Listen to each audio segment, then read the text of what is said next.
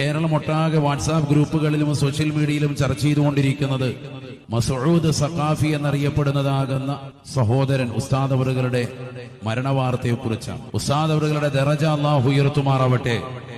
ദീനിനു വേണ്ടി അവർ നയിച്ചിട്ടുള്ളതാകുന്ന പ്രബോധന മേഖലകളെല്ലാം അല്ലാഹു സ്വീകരിക്കുമാറാവട്ടെ. സ്വർഗത്തിലേക്ക് ചേർക്കുന്ന ഉന്നതമാകുന്ന പദവി അല്ലാഹു നൽകി അനുഗ്രഹിക്കുമാറാവട്ടെ.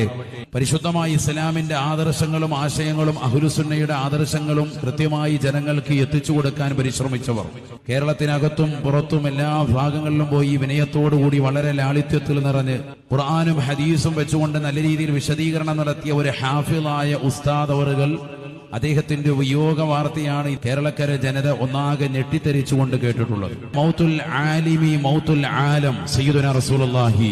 പണ്ഡിതന്റെ മരണം തീർച്ചയായും ലോകത്തിന്റെ മരണം കൂടിയാണ്. അദ്ദേഹത്തിലൂടെ ഈ ലോകത്തുണ്ടായിരുന്നതാകുന്ന ആത്മീയമായ സ്രോതസ്സുകൾ ഇതാ നിലയ്ക്കുകയാണ്. അദ്ദേഹത്തിന് അല്ലാഹു നൽകിയിരിക്കുന്ന അഗാധമാകുന്ന അറിവിന്റെ ആഴം ഇനി അദ്ദേഹത്തോളം മറ്റൊരാൾക്ക് നൽകപ്പെടൂല.